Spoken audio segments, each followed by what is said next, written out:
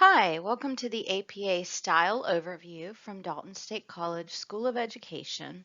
I'm Dr. Amy Cribbs, and I'm an assistant professor here at the school, and I'll be leading this overview. If you don't already have out some paper and a pencil or pen, please go ahead and get that ready. I want to try to make this overview as interactive as possible, so I will be asking you some questions, and there probably will be some times you want to take some notes. This might not be the most exciting presentation you've ever participated in, but I guarantee that it will save you some headache and stress as you go to write your papers. So why do all your professors here at the School of Education ask you to use APA style in your papers? Well, somebody somewhere along the way decided that APA is the accepted style in the world of education. So the good news is if you're having to learn something new, you will not have to learn something new again if you remain in education. And if you happen to go to graduate school, you'll be using APA there. So the good news is we're consistent all around. And one thing I like to tell my classes is it's kind of like taking the time to use APA is like picking your outfit for an interview. For those of us who have been in education a long time, we're familiar with it, we're comfortable with it. So when a paper's turned in that's not in APA, it's kind of like showing up to an interview in sweats or jeans, and you give that impression like maybe you're not willing to put in that extra effort. So it's not the most fun thing in the world, but it is what is accepted as the professional standard in the world of education. Okay, time to get out that piece of paper for a pretest. Here at the post-secondary level and when I was an elementary educator, I love to use pretests as an anticipatory set. It is very likely that you're not going to know the answers to any of these questions, and that is just fine, but the good news is you will know the answers by the end of this presentation. Just take your best guess. The goal is here to get you focused in thinking and listening for specific answers. There are going to be 4 true-false questions and then 2 multiple choice questions. Please number your paper from 1 to 4 and answer true or false. Just take your best guess. And as an example of differentiation, I'm going to read the questions out loud to you. I know you certainly don't need me to do that, but I like to give you ideas for your future classroom. 1, headings are required in APA style and help guide the reader. Is that true or false? Number 2, APA rules changed in 2019. True or false? Number 3, all student papers must have a running head. True or false? And number 4, all references must include a DOI or URL. True or false? Okay, for number 5, I need you to take a look at these 3 examples. These are citations, and I've tried to make them look the way I see common errors. So I am trying to trick you on this one. One of these is formatted correctly. So next to 5, please write either 1, 2, or 3, which one you think is correctly formatted. Okay, last question on the pretest, same thing here. Here are 3 different examples of references. One of them is correctly formatted, the other 2 are not, and I am trying to trick you with common mistakes that I see. So please write down 1, 2, or 3 for the correct format here. You might want to put your pretest answers off to the side. I'm going to be getting to the answers throughout the presentation rather than all at one time. I want to start with a general introduction, and the thing that I want to make clear is that this is probably a new format for a lot of you. Most of you are probably coming into this and have been using MLA throughout your college years until now or in high school. And like I said, the reason for APA is that that's what it's accepted in education. I'm not sure who decided that was the one we'd use, but it is very consistent actually across the world in education. So a couple main things I want to point out. The main difference with APA and MLA is how you cite and reference. In MLA, this is an example of a works cited page for MLA. So this is not what you're doing anymore, but I want you to keep this in mind. When you wrote a paper in MLA, you would do a works cited or a bibliography and make a list of every single thing you read or looked at to help inform the paper that you wrote. Well, APA is a little bit different. In APA, you don't just do that at the end of the paper, you do it within the paper. In APA, you're not just saying, oh, the information I got is somewhere on this list. You have to specifically tell which source gave you that piece of information. So there are a lot more citations within an APA paper. And then your reference list, which is what we call the works cited page in APA, will only include those things that you cite within the text of your paper. We are currently using the 7th edition of the APA manual. APA stands for American Psychological Association, and this is what it looks like. And in continuing with my discussion of comparing APA to MLA, the main rule is that you want to cite everything that's not common knowledge. So APA papers have a lot of citations. And then again, your references, and that's what we call the works cited page, should only include the things that you cited within your paper. So APA style is very scientific in nature. The goal is to be clear and concise in your writing. A mistake I see a lot of students make is that they'll use a lot of flowery language and big words. We're actually encouraged to use really simple sentences, clear and direct in APA. Your writing should be easy to follow. Another big thing with APA is that you don't want to use a lot of quotes. Direct quotes are discouraged within APA, and you want to paraphrase whenever possible. And make sure you use citations, though, to give credit where you're paraphrasing. If you do have to use a quote, a smaller quote is preferred over a lengthy block quote. The reasoning being that for the reader, it's harder to follow when you have those big quotes, and when the tone of the writing switches back and forth, it makes it a little bit difficult to follow. Headings are required in APA, and as someone who reads hundreds of papers, they really help guide the reader and know what topics you're going to be discussing. So if you can get a handle on that format, which is a little tricky, it really does help make your papers a lot more readable. And then again, the reference list only includes those sources that you cited within the actual paper. For me, the best source is actually the Purdue OWL, that stands for Online Writing Lab, and it's at Purdue University. That is a very thorough APA source.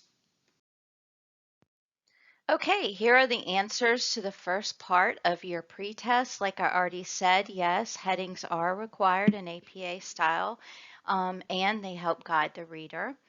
This is true that the APA rules did change in 2019. That's when the 7th edition came out, and that's relevant because it's really important to know that that transition was made fairly recently. So make sure any resources you are using state that they are from the 7th edition, because there were some changes. Another thing to keep in mind is that all of us professors have been using the 6th edition for ages. So if we seem like we don't quite know the rules off the top of our head, that's why. This is something that I've done for a living for the last 5 years, and I still have to look up the new changes.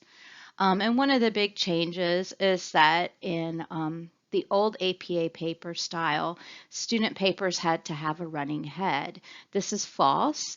They don't have to anymore, which is good because it was a little bit of a pain. So I'm sure you'll be happy to know you don't have to have a running head at all. And I'll be showing you a sample later if you're not quite sure what I'm talking about. And then again, I'll talk about the references a little bit later on, that this answer to number 4 is false, but it's kind of a trick question. The sample that I'm going to be showing you throughout the presentation comes from the Purdue OWL site, and it's a sample student paper. You can get the whole entire paper at the website. I'm just going to be showing you some screenshots. And as you can see from the sample title page, they do embed comments within the Word document to give you some more tips and specifics about the format. But the main thing I want you to see about the title page is that it's completely double-spaced and that the title of the paper is in bold.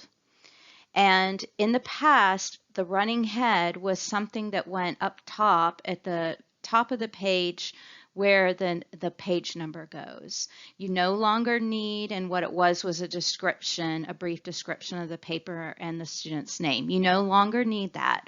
All you need is a page number in the top right of all the pages. The next 3 slides are going to be about headings. So I think the easiest way to describe them is to show them to you. So on this screenshot, you'll see 2 different kinds of headings. They are described in levels. The words literature review are a level 1 heading. Level 1 is centered and bold. This is how you would also do the title of your paper at the beginning of the paper. Effective teaching, that is a level 2 heading, and so that's how it should look. Those are flush left and bold. Most papers will probably only use levels 1 and 2 for headings, but I wanted you to see what a level 3 heading looks like. The meta-analysis 1 is an example of a level 3 heading. You can find this chart that outlines the directions for each level of heading at the Purdue OWL website. The 2 most important things you need to think about in APA are citations and references. So the next few slides will be about the citations, and I'll go through the references, and then I'll be done. This graphic might help you remember the big rule with citations is that you need to cite anything and everything that's not common knowledge. It's a good rule of thumb to think that you will feel like you're overdoing it. It's better to have too many than not enough citations.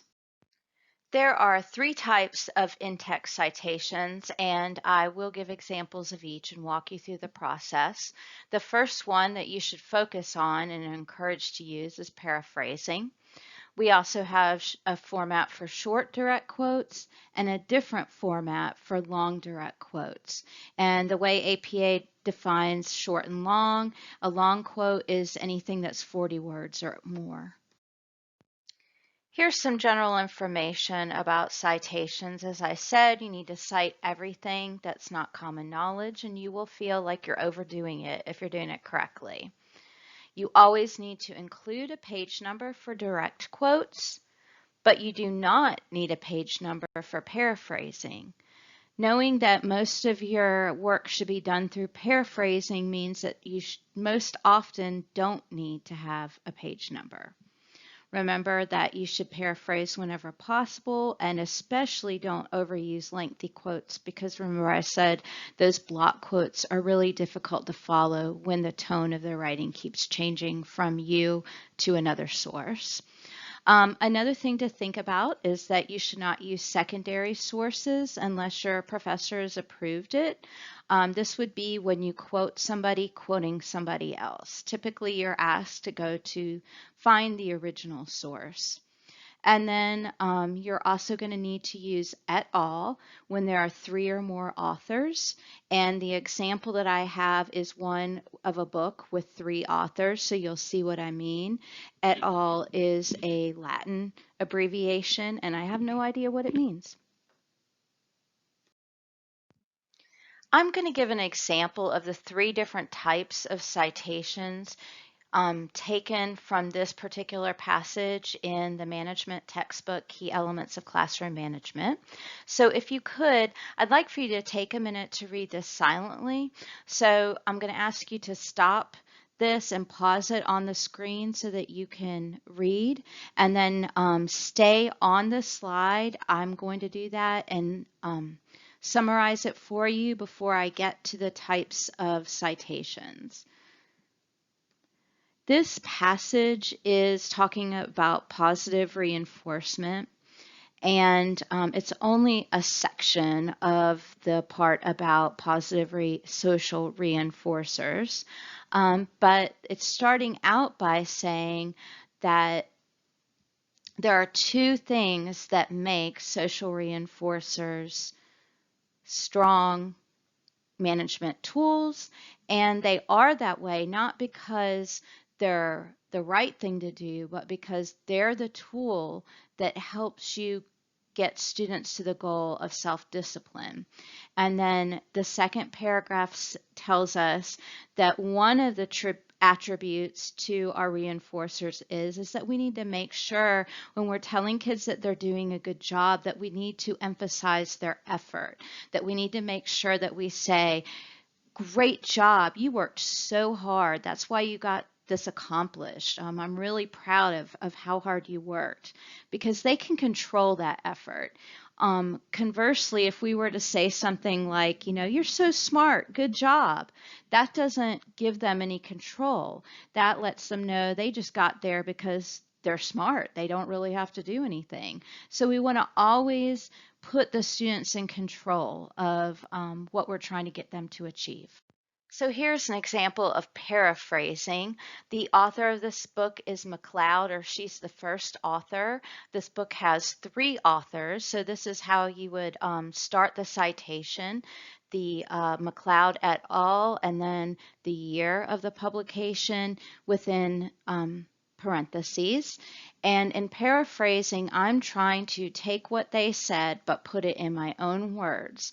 And you have to be really careful with paraphrasing, that you don't want to even borrow a string of words or a phrase. You want to try to put it all in your own words. So take a minute to read this and see how I have paraphrased.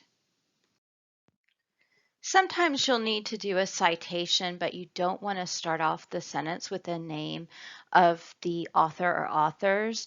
And this would be like if you've already introduced them and you're saying a few different things that they said. So here is the same statement written without starting off with the name of the authors, and you would call this an end citation. So I just reworded it a little bit and took the name out, and then see how I did author, well, an et al. In this case, comma, year, end of parentheses at the end of the sentence. So this is also another option for citations. Here is a short direct quote from the same passage. I started out the same way, McLeod et al., with the date, but I want you to see that because it's a short quote, you do use quotation marks and you do include a page number. The 3 dots before the word rather, those are a period of ellipsis, and what they tell us is that I left out part of the sentence, that I'm only using part of it. So this is a short direct quote, meaning that it is under 40 words. The last type of citation is one that you shouldn't be using very often. If at all, it's a long direct quote. This is what you do when your quote is 40 words or more. And these are called block quotes, and you're probably used to seeing these. But a couple things I want to point out is that because it's a direct quote, you do need a page number, and you can see that at the end of the citation here. Another thing is that the entire quote is indented. So every single line is indented. And for that reason, that's how we know it's a quote. So you don't have to use quotation marks for a long direct quote. Now that you're an expert on citation format, let's revisit the pretest. Number 2 was the correct answer on this, and I do want to clarify that in all of these examples, they are written as paraphrasing. There's no direct quotation going on in any of these, but number 2 is the correct way to format that. Number 1 is something that I see a lot. You never should refer to something by the name of the article. You always want to do the author and date. It seems really stuffy and kind of weird, but that's just the accepted format for that. Sometimes you're not going to be able to find an author for a particular article. In that case, it will probably be the name of an organization, the one who owns the website. So if I weren't able to find the name of the author, I would have put Edutopia. But this is how your citations are going to most commonly look. You have survived and made it to the last section of this presentation. The last thing I'm going to go over are references. And as I mentioned at the beginning of the video, references are what we call in AP what you're probably used to calling your works cited page or your bibliography. Remember that in APA, you only include the sources that you cited within the text of your paper. So if there's not a citation to it within the paper, please don't put it in the reference page. References should be double spaced with a hanging indentation, and I'm about to show you an example so you can see what I'm talking about. They should go alphabetical by the author's last name. And as I've mentioned this before already, when a lot of times you're working with a website, you need to try to find out who wrote that individual article or that page. And if you can't find an author, the author is the organization or the group that owns the website. A lot of times people want to reference things by the name of the article or page. No, you need to go by who owns that particular website. And then just a general caution, there's a lot of formatting engines where you can just put the information in and then it'll format it for you.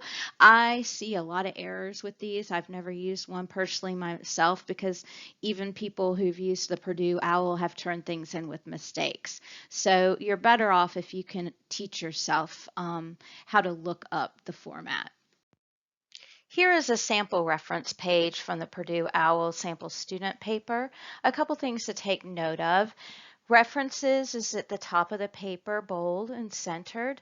And then I want to talk about the hanging indentation. I think it's something you can probably see just by looking at the page. The author, that first line is flush left, and then every line after that is tabbed. That's what I mean by a hanging indentation. So the main trick with formatting your reference page is knowing where to look to find out how to format it. It is very difficult to memorize the format, and just about every time I make a reference page, I myself have to look up the format. So of course, I'm going to send you to the Purdue OWL, and if you go to the Purdue OWL APA guide, if you click under all the choices will be on the left side of the screen. If you go to the APA Style 7th edition, click on that, and then click on APA Formatting and Style Guide. When you click on that, a drop-down menu is going to appear, and it's going to have all the different topics like headings, citations, all that. And there are going to be several different reference places that you can choose, and they're listed by type, which is great. What you will probably be looking up most often is electronic sources. Those are the ones that differ between like YouTube videos, websites, so that's where you're going to get that kind of format. I'm not going to break down all the different types of reference format because, like I said, I think it's a matter of each time you do it, going to the Purdue OWL website and looking at the format and replicating that. But let's review from the pretest. From the pretest, example 2 was the correct format, and I want to point out a few things. Again, we're starting with that author's name. Within the reference page, you do include the first initial. If you look at the date, it's kind of weird. If a lot of times the month and day are not given, so you'll just have a year there and that's fine. But if the month and day are given, see how you do that? It's a little bit odd looking to me, but the year would come first and then the month and day. The title of the article that I was reading is italicized, but I want you to look at the capitalization of it. It's really odd. Only the first word in this kind of title would be capitalized. The only exception would be if there were like a colon or some other kind of punctuation within the title, then the word after the colon would also be capitalized, and it looks kind of weird. It's also italicized. So to answer the question about DOIs and URLs, a DOI is digital object identifier, and those are usually only associated with maybe books and usually journal articles. And then, so if that you do want to try to find those for those types of sources, but some of your sources won't have those because not all types of sources have DOIs. A lot of times what you'll be using is a URL instead. So if you look at my example number 2, that last piece is the URL. That's where I could go to find that. So to answer that one trick question, you need to either have a DOI or a URL depending on what type of source it is. Thank you for listening and sticking out this presentation. I'm hopeful that this helped make the writing process a little less painful and gave you some tips for making things run as smoothly as possible. If you need some more support, we have a couple of great resources here at Dalton State, and you can schedule help by going to the home page of our school's website, then going to the far right of the nav bar under resources for current students. If you scroll down to the bottom of that page, a couple things I want to point out are tutoring and supplemental instruction, and mainly the writing lab. Don't hesitate to reach out to either one of those groups. I've heard that they do a great job working with students and know how to get you focused and get you the assistance that you need. So it's really worth checking out, and don't ever be embarrassed about reaching out for that other level of support. In fact, published authors have a pretty intense web of support. So it's very normal to have multiple people looking at your papers and giving you input. It's a very specific skill, and it's one that's hard for a lot of people to perfect. So at any rate, I hope this presentation has helped boil things down and help you make a little bit more sense of APA. So good luck with your writing.